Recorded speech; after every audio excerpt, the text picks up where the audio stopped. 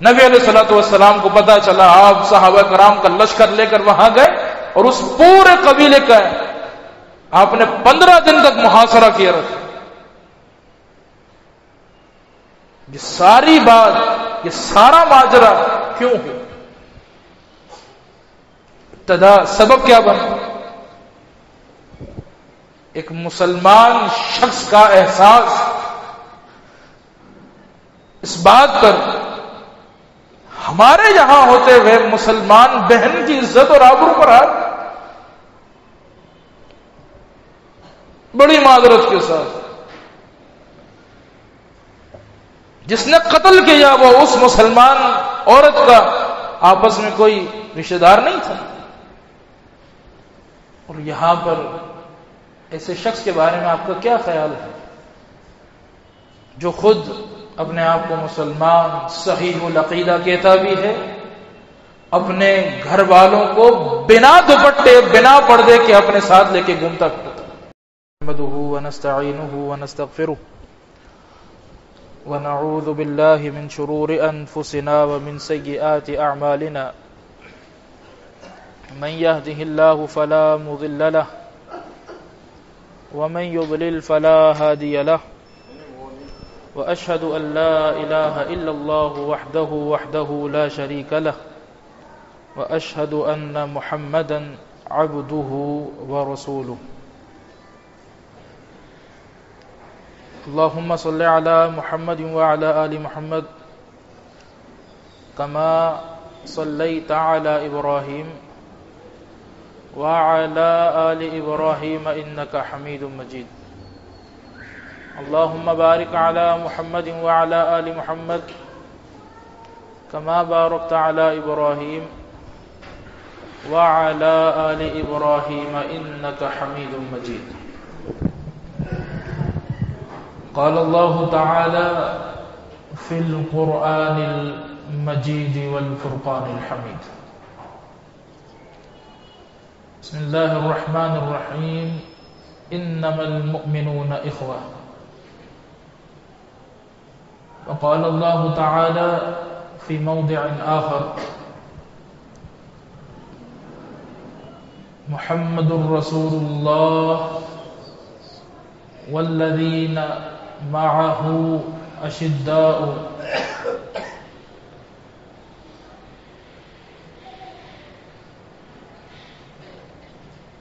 وقال النبي صلى الله عليه وسلم: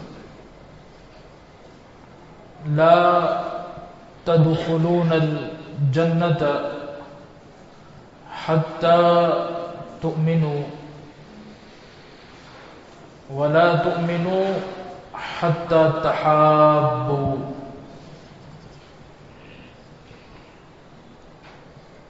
معزز سامعین کرام،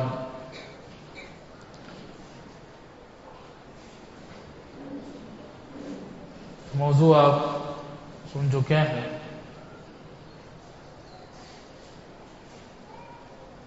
ہر وہ بات جو صحابہ کرام کے طریق سے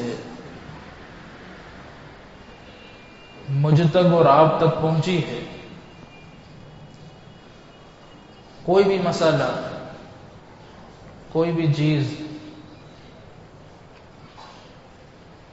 جسے میں اور آپ تلاش کرتے ہیں تو سب سے پہلے ہم اپنے اذہان کو، اپنی نظروں کو صحابہ کرام کی طرف کرتے ہیں. کیوں؟ کیونکہ وہ لوگ تھے کہ جب وحی کا نزول ہوا تو سب سے پہلے عمل کرنے والے، اس کو سمجھنے والے، اس کو آگے پھیلانے والے، اس کی ترغیب دینے والے وہ خود تھے. اسی لیے ہر مسلمان جب یہ سنتا ہے کسی بھی مسئلے کہ اچھا یہ بات اللہ کے نبی نے کی، صحابہ نے اس طرح کیا ہے، صحابہ کا یہ عمل رہا ہے، بس میں بھی آج سے یہ کروں گا. یہی وہ جماعت ہے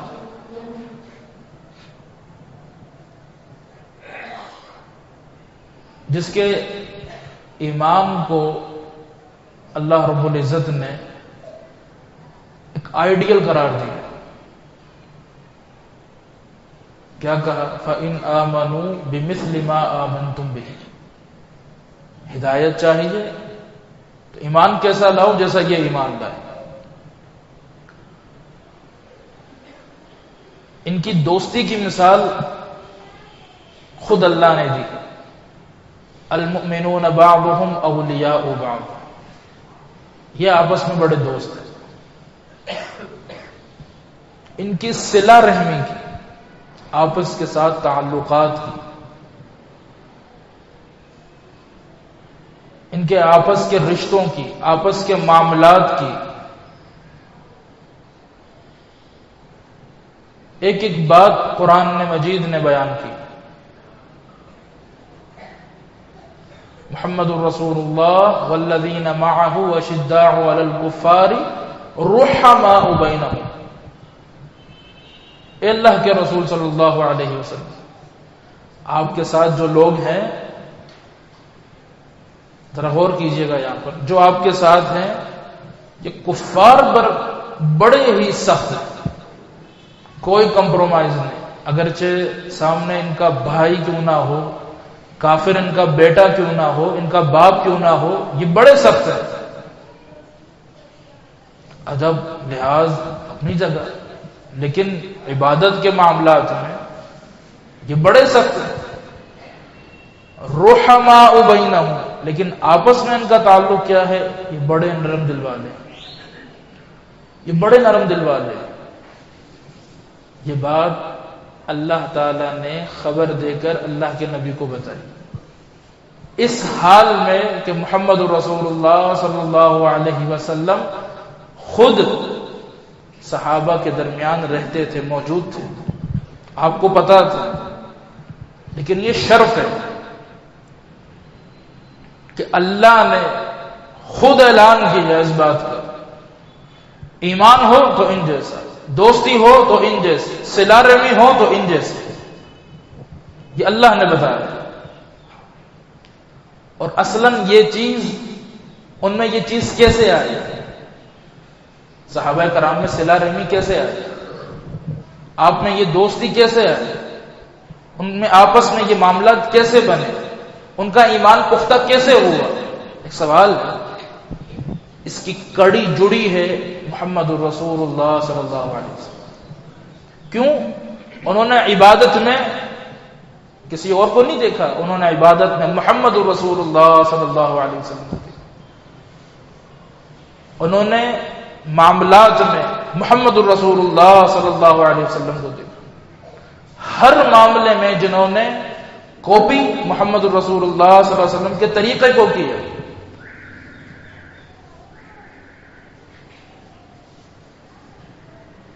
تو میں اور آپ اس سے پہلے کہ صحابہ کرام کے حسن اخلاق کو دیکھیں، اس سے پہلے ایک نظر محمد الرسول اللہ صلی اللہ علیہ وسلم کے اخلاق کو بھی دیکھتے ہیں. آپ کا اخلاق کیا تھا؟ آپ نے ایسی کیا بات کی؟ آپ کا اخلاق، آپ کے معاملات یہ نہیں تھا کہ اسلام کے آنے کے بعد، سب جانتے ہیں مشہور واقعہ، ابھی پہلی وحی آئی ہے، وہ معاملہ جو ہوا، فرشتہ آیا، نبی علیہ الصلوۃ والسلام گھبرا گئے، آپ پر بے قراری اور بے چینی کی کیفیت تھی. آپ کا گھر میں جانا، جناب خدیجہ کا اس وقت آپ کے پاس رہنا، آپ کو دلاسا دینا، اور دلاسا دیتے ہوئے کیا کہنا؟ اِنَّكَ لَتَصِلُ الرَّحِمَ. لیکن نبی آپ تو سب سے زیادہ صلہ رحمی کرنے والے. بتانے کا مقصد یہ ہے کہ صحابہ کرام میں جو صلہ رحمی کی بات آئی، انہوں نے جو سیکھا وہ کس سے سیکھا؟ محمد رسول اللہ صلی اللہ علیہ وسلم.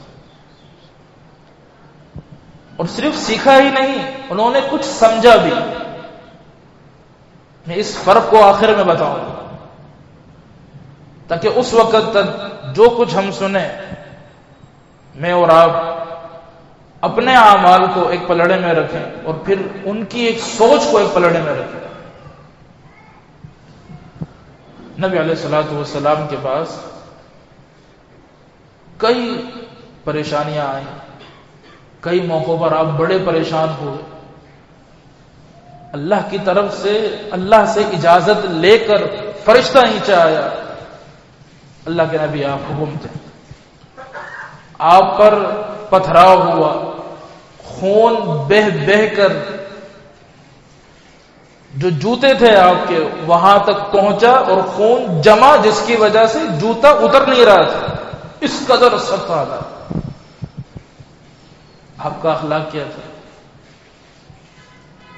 آپ نے کرنے کا اللہ کی طرف سے فرشتہ آیا، نبی آپ حکم کریں اس بستی کو یوں اٹھا کے پلٹ دیں. آپ نے کیا فرمایا؟ مجھے امید ہے ان کی نسلوں میں اسلام پھیلے گا. ایک دیہاتی نبی علیہ الصلوۃ والسلام کے پاس آیا، بالکل نیا نیا مسلمان ہو، جس کے الفاظ ہیں اس نے اپنی چادر لی اور نبی علیہ الصلوۃ والسلام کی گردن میں ڈالا اور اسے موڑا، اس قدر سختی سے موڑا جس کے الفاظ ہیں حتی اکثر عنقہ، اس چادر کے نشان آپ کی گردن پر بالکل نمایاں تھے، گردن لال ہو گئی تھی. اس نے کیا کہا؟ اے محمد صلی اللہ علیہ وسلم، میں نے سنا ہے آپ کے پاس بیت المال میں کچھ مال پڑا ہے، میں بڑا غریب آدمی ہوں، کچھ مجھے مال دے دیں. اس کے الفاظ ہیں فضحک النبی صلی اللہ علیہ وسلم. اللہ اکبر. اس پوری کیفیت کے بعد بھی نبی علیہ الصلوۃ والسلام نے جب اس کی طرف چہرہ پھیرا تو اس وقت آپ ہنس رہے تھے. آپ نے اس کا استقبال ہنستے ہوئے چہرے کے ساتھ کیا اور آپ نے کہا اس کو جو کچھ چاہیے دے دو. صحابہ نے یہ منظر دیکھے تھے، یہ واقعات دیکھے تھے. کیوں ثمامہ بن عفال رضی اللہ عنہ کا واقعہ آپ نے نہیں سنا؟ نبی علیہ الصلوۃ والسلام پکڑ کر لائے، صحابہ کو حکم دیا تھا قیدی بنا کر آئے. جب آیا تو وہ کیا کہنے لگا؟ نعوذ باللہ، جب وہ مسلمان نہ تھا کہا اس زمین پر سب سے برا چہرہ آپ کا ہے. اللہ کے نبی نے کیا کہا؟ چھوڑ دو. جب اس نے آپ کا اخلاق دیکھا، آپ کے معاملات دیکھے، اپنے صحابہ کے ساتھ معاملات دیکھے، آپ نے دوسرے دن فجر کی نماز کے بعد اسے رہا کیا. جاؤ. گیا اور پھر مڑ کر واپس آئے اور کہا اللہ کے نبی جب پکڑا تھا تب تو غیر تھا، اب اپنا بنا کے پھر چھوڑنا ہے، یہ بھی چھوڑنا ہے. کہ کل تک مجھے سب سے برا چہرہ آپ کا لگتا تھا، آج اس دنیا میں سب سے بڑھ کر محبوب ترین چہرہ، پسندیدہ چہرہ اگر کسی کا ہے تو وہ آپ کا ہے.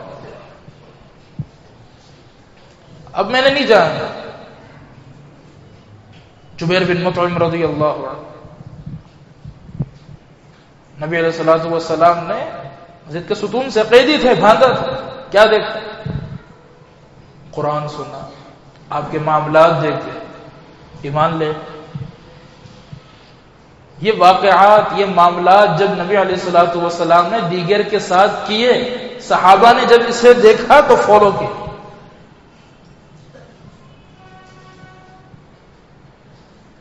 پھر جب انہوں نے کیا، اس کی مثال رہتی دنیا تک نہیں مل سکتی، ناممکن ہے کہ ملے. سب سے بڑی مثال صحابہ کرام رضوان اللہ علیہم اجمعین کے آپس میں ایک دوسرے کا احساس کرنے کی، ایک دوسرے کے ساتھ اچھے معاملات کرنے کی. کیا ہے؟ جب صحابہ کرام مکہ سے ہجرت کر کے مدینہ آئے، مدینہ میں موجود صحابہ کرام جنہیں میں اور آپ انصاری صحابہ کرام کہتے ہیں، ان انصاری صحابہ کرام نے مہاجرین صحابہ کرام کے لیے جو مثال پیش کی، مدد کی، نصرت کی، اخلاق کی، وہ رہتی دنیا تک نہیں دے سکتی۔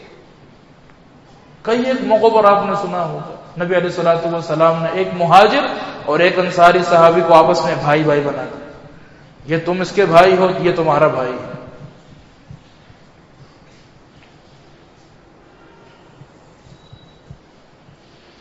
جناب سعد بن ربیع اور عبد الرحمن بن عوف مہاجر صحابہ کرام میں سے، سعد بن ربیع انصاری صحابہ کرام میں سے،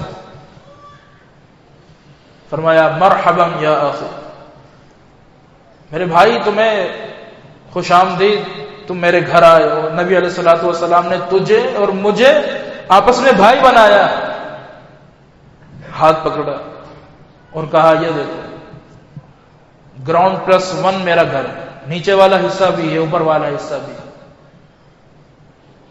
یہ نہیں کہا یہ والا تیرا، یہ والا میرا، جو تم چاہو رکھ لو، بقیہ میں رہ لوں گا، جس میں تم رہنا چاہتے ہو وہ رکھ لو، چلو میرے ساتھ، یہ میرے باغات ہیں، یہ میرے کھیت ہیں، یہ میرے مویشی ہیں، یہ میری جائیداد ہے، آدھی تمہاری آدھی میری، جو آدھی تمہیں پسند آئے وہ تم رکھنا، باقی مجھے دے دو۔ میری 2 بیویاں ہیں، تم انہیں دیکھو، جو تمہیں پسند ہو ایک مجھے دے دو، ایک سے تم شادی کر لو۔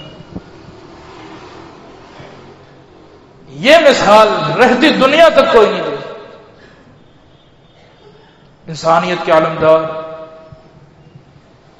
NGOs کیا کیا نہ جانے بتائیں آپ، لیکن جو مثال یہاں پر انصاری صحابہ کرام نے مہاجرین صحابہ کرام کے لیے دی، اس کی مثال رہتی دنیا تک کے لیے نہیں ہو سکتی۔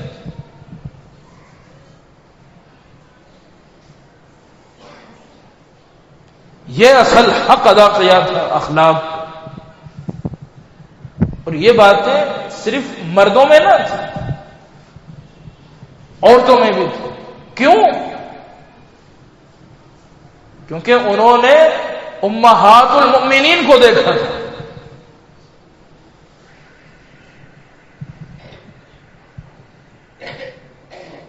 امام ابن ابی الدنیا رحمہ اللہ نے اپنی کتاب الزہد میں ایک واقعہ نقل کیا، اللہ اکبر، فرماتے ہیں کہ ایک موقع پر جناب عائشہ رضی اللہ عنہا نے 70,000 درہم نبی علیہ الصلوۃ والسلام کے انتقال کے بعد صدقہ کیا، اور اس حال میں صدقہ کیا کہ آپ کے اپنے لباس پر پیوند لگے ہوئے تھے۔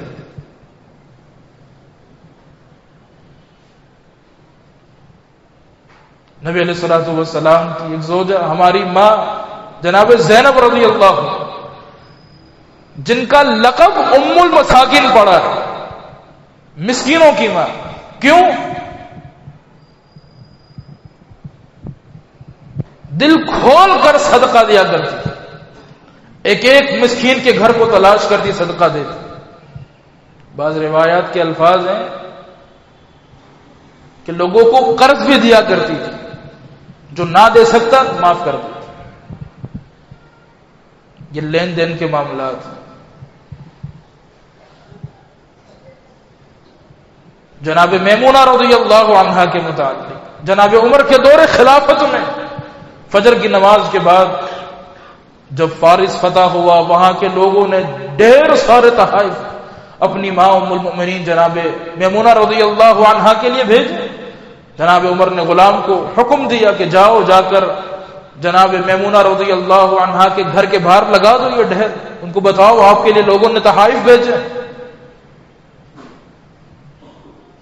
کوئی ایک چیز کو جناب میمونہ نے ہاتھ نہیں لگایا، یہ نہیں کہا مجھے اس کی ضرورت ہے، سارے کا سارا تقسیم کر دو، جاؤ جو ضرورت مند ہے اس کو دے دو۔ اور اسی موقع پر ہاتھ اٹھائے، مصلی پہ بیٹھے بیٹھے دعا مانگی، اللہ اتنا مال تو نے دے دیا دنیا میں، ایسا تو نہیں کہ کہ سارے اعمال کا بدلہ دنیا میں مل گیا.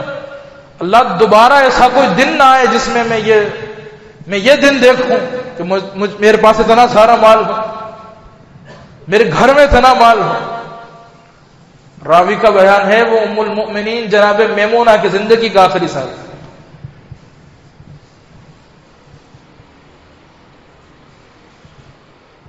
ایثار، احساس، ایک ایک بات کا احساس. طبقات ابن سعد بڑی مشہور کتاب ہے، طلبہ جانتے ہیں. اس کے مصنف نے ایک واقعہ نقل کیا. نبی علیہ الصلوۃ والسلام کی ایک عادت تھی. کیا؟ نبی علیہ الصلوۃ والسلام جب بھی اپنے کسی صحابی کا ہاتھ پکڑتے، یوں کر کے ہاتھ پکڑتے، خود اس وقت تک اللہ کے نبی وہ ہاتھ ڈھیلا نہ کرتے جب تک وہ صحابی ڈھیلا نہ کرتے. کیوں؟ احساس اس بات کا. ایسا نہ ہو کہ یہ صحابی یہ سوچیں کہ پتہ نہیں اللہ کے نبی نے ہاتھ کیوں چھوڑ دیا، کیا وجہ ہے. آپ نے یہ تربیت کی، صحابہ کرام نے اسے فالو کیا. جب کیا تو اللہ تعالیٰ نے اسے قرآن بنا کے نازل کیا.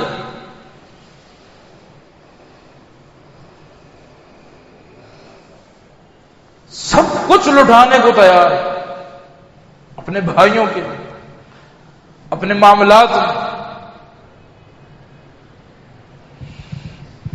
اس سے بڑا بھی کوئی اثار ہو سکتا ہے؟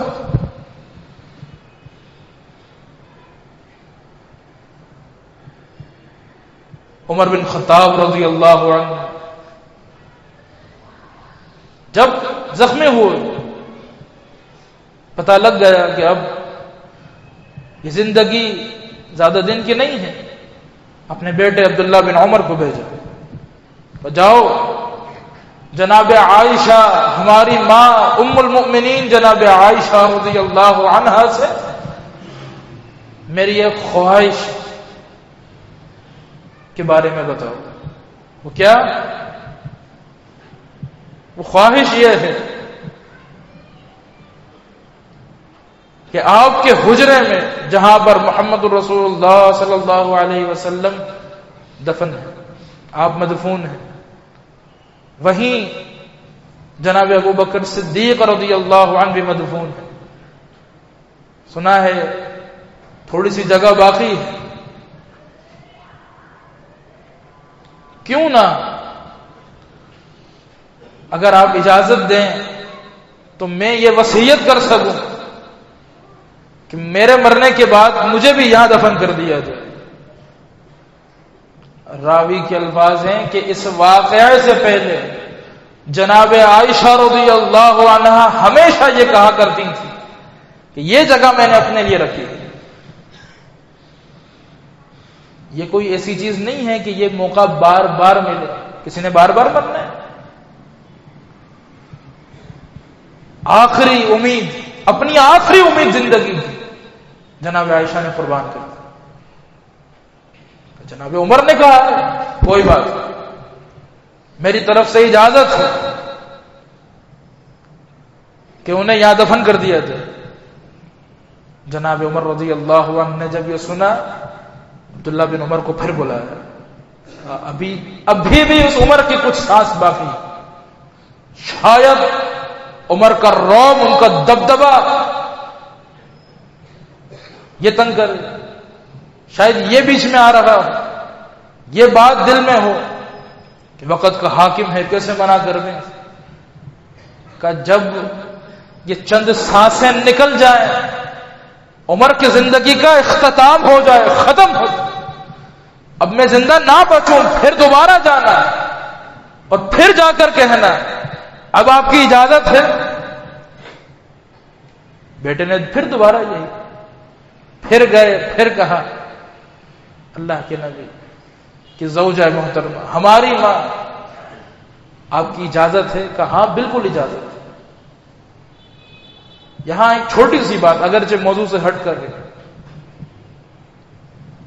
شاید کچھ کام آتا.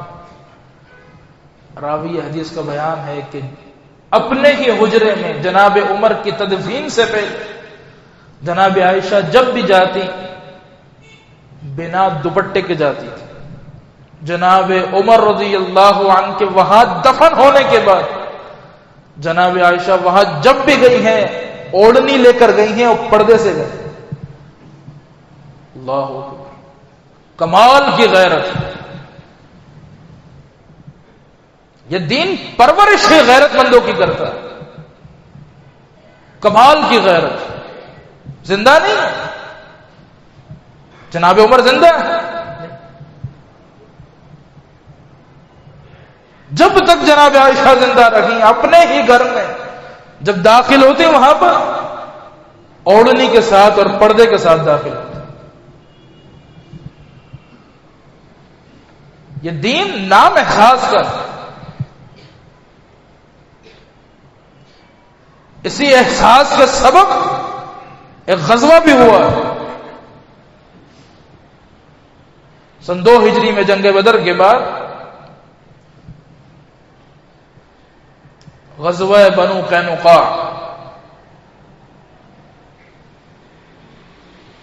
ایک مسلمان عورت اس وقت جو کچھ پردے کا حکم تھا وہ پردہ لے کر بازار میں گئی. کچھ یہود بیچ میں آئے. وہ اوڑھنی وہ چادر کھینچی. اس مسلمان عورت کو گوارا نہ ہوا. اس نے چوراہا پہ کھڑے ہو کر نعرہ نہیں لگایا تھا مجھے حق دو، برابری دو. رکھ کر ایک تھپڑ رسید کیا اس ظالم کے منہ پہ. تیری یہ ہمت.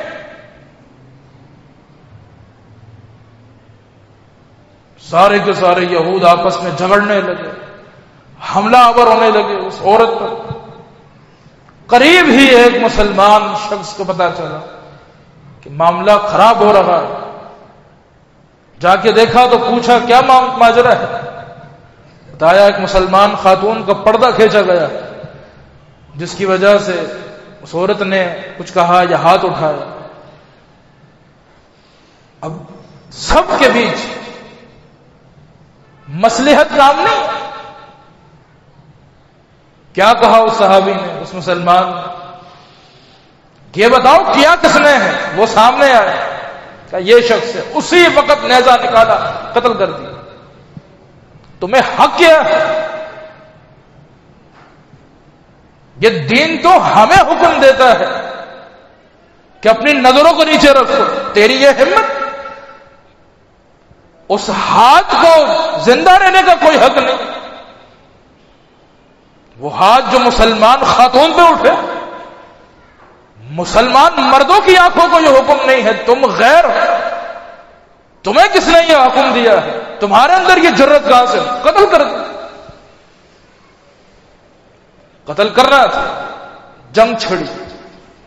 نبی علیہ الصلوۃ والسلام کو پتا چلا. آپ صحابہ کرام کا لشکر لے کر وہاں گئے اور اس پورے قبیلے کا آپ نے 15 دن تک محاصرہ کیا رکھا. یہ ساری بات یہ سارا ماجرا کیوں ہے؟ ابتدا سبب کیا بنا؟ ایک مسلمان شخص کا احساس اس بات پر ہمارے یہاں ہوتے ہوئے مسلمان بہن کی عزت اور آبرو پر ہاتھ. بڑی معذرت کے ساتھ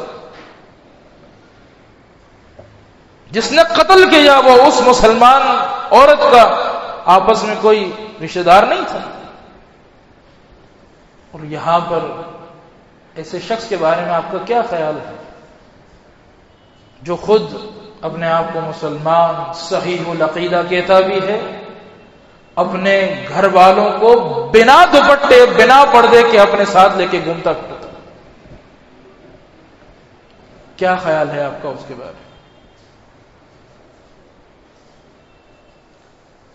پردہ فیشن کا نام نہیں. پردہ الگ ہے، فیشن الگ ہے. اس نے فیشن کرنا ہے وہ جائے دوسری طرف. پردہ اس چیز کا نام ہی نہیں. جانتے ہیں پردہ کیا ہوگا؟ جس رات یہ آیت نازل ہوئی ہے، یا ایھا النبی قل لازواجک وبناتک ونساء المؤمنین یدنین علیہن من جلابیبہن، اے محمد رسول اللہ صلی اللہ علیہ وسلم اپنی بیویوں سے،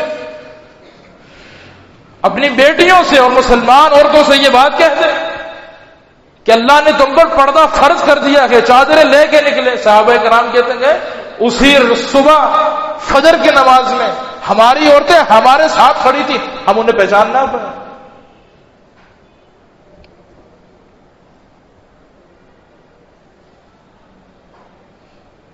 کیا وجہ تھی؟ کیوں صحابہ کرام کے یہ آپس کے معاملات، ان میں آپس میں یہ تعلقات، یہ باتیں کیوں تھا؟ تربیت تھی.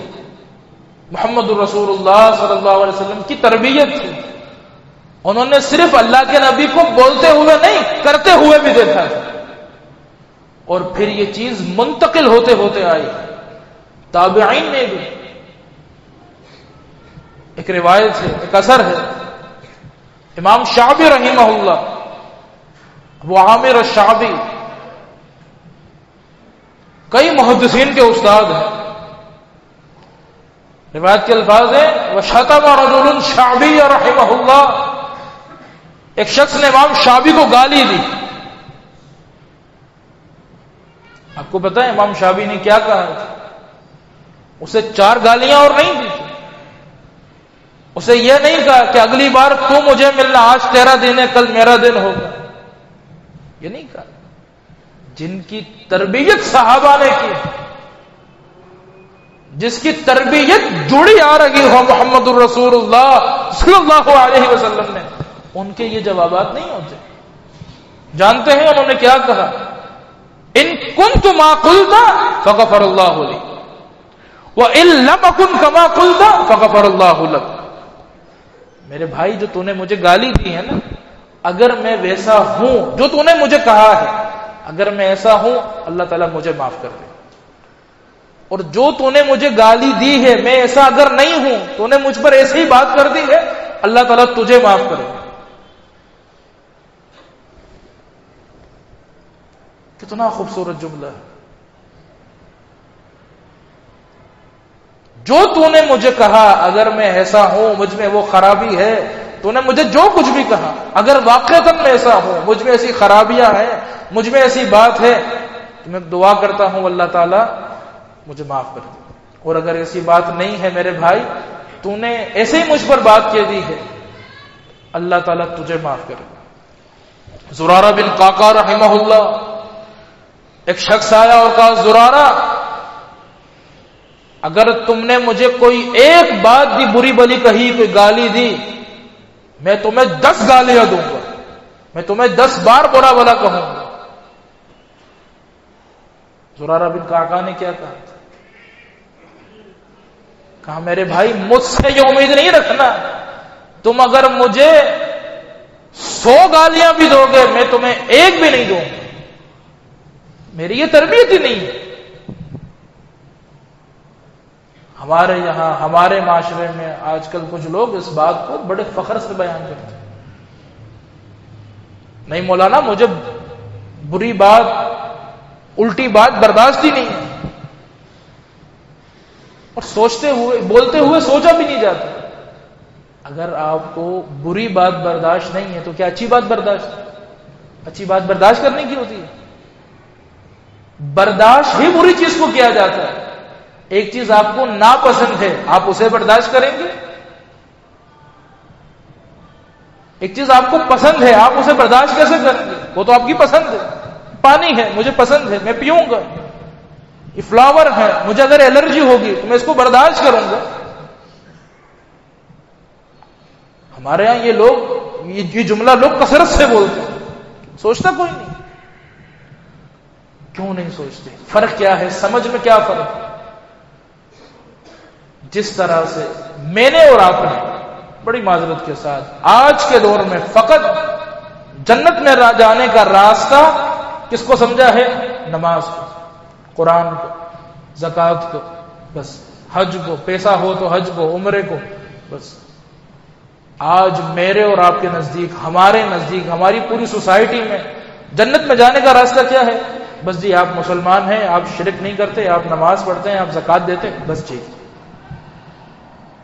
صحابہ کرام نے یہ نہیں سمجھا تھا.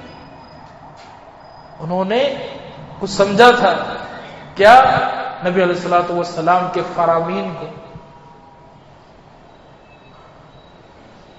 آپ نے کیا فرمایا؟ صحیح مسلم کی روایت ہے، لا تدخلون الجنت. صحابہ، میرے اصحاب یہ بات سن لو، جان لو، سمجھ لو. لا تدخلون الجنت، تم جنت میں داخل اس وقت تک نہیں ہو سکتے حتی تؤمنوا، یہاں تک کہ تم ایمان لے آؤ. پھر آپ نے ساتھ ہی فرمایا ولا تؤمنوا، اور تم اس وقت تک ایمان نہیں لا سکتے، اس وقت تک مومن نہیں ہو سکتے حتی تحابوا، یہاں تک کہ آپس میں تم ایک دوسرے سے محبت کرو، صلہ رحمی کرو. صحابہ کرام نے محبت کرنے کو، صلہ رحمی کرنے کو جنت کا ایک راستہ سمجھا تھا. آج میں نے اور آپ نے نہیں سمجھا. صحابہ کرام میں سے کئی ایک ایسے ہیں جو آپس میں رشتہ دار نہیں. جناب ابو بکر صدیق، جناب عمر رضی اللہ عنہ، جناب ابو ہریرہ صحابہ ہیں.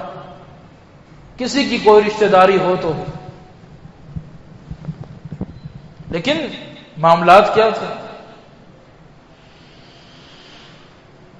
اپنوں سے زیادہ بڑھ کر معاملات. ہمارے یہاں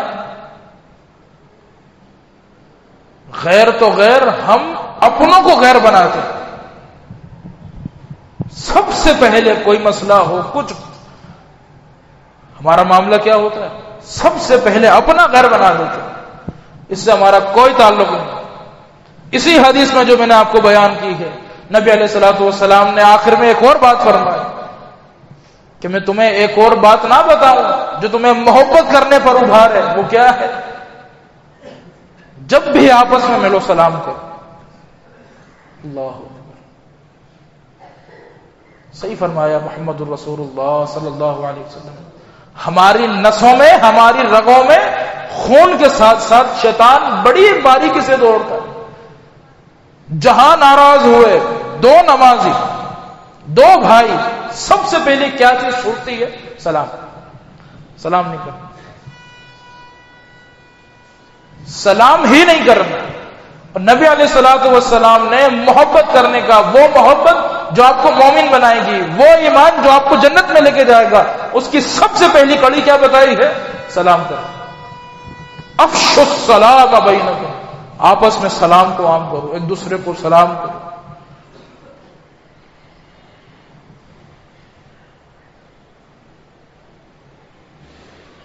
یقین جانیے بڑی المیہ کی بات ہے.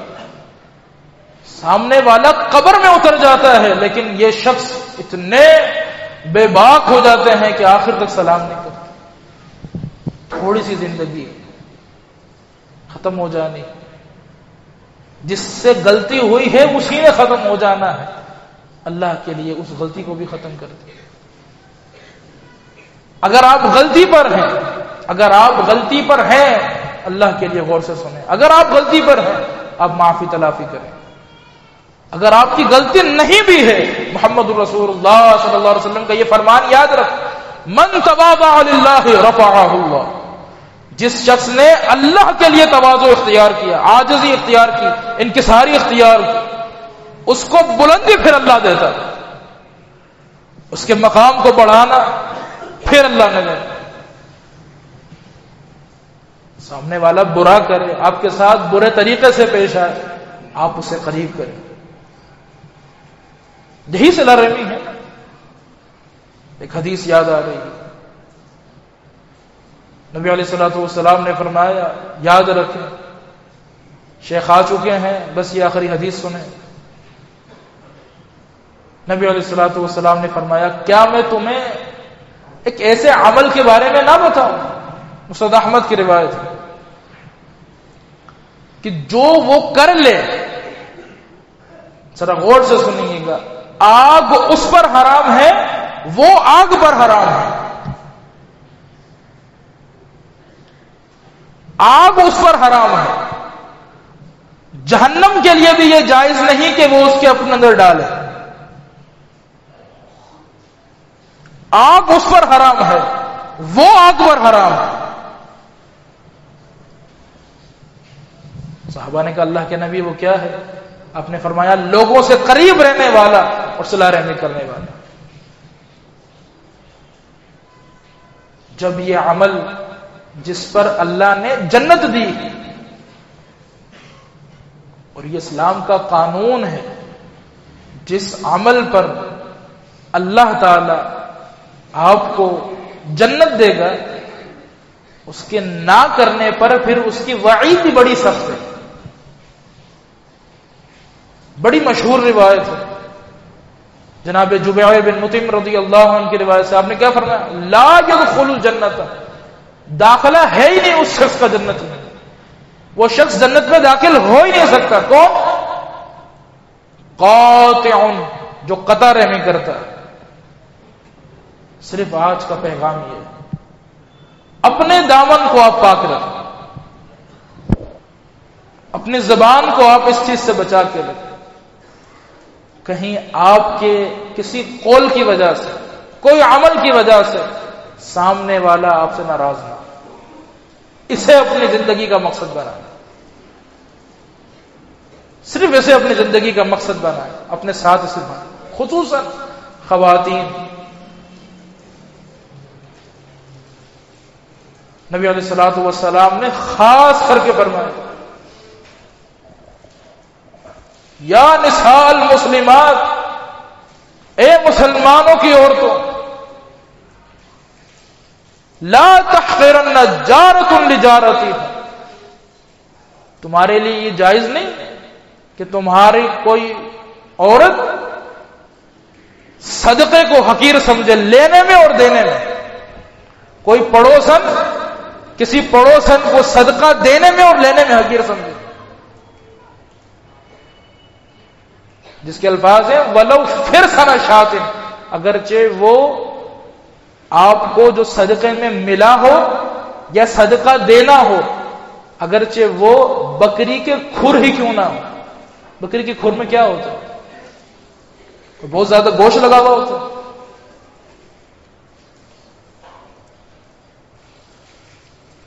کئی ایسے واقعات ہم نے سنے، کئی ایسی باتیں ہم نے دیکھی جس میں خواتین بے تکلف ہو کر یہ کہہ دیتی ہیں تم نے ہمیں یہ سمجھا، ہم کوئی بھوکے ننگے مر رہے ہیں، ہمیں تم نے یہ بھیج دیا۔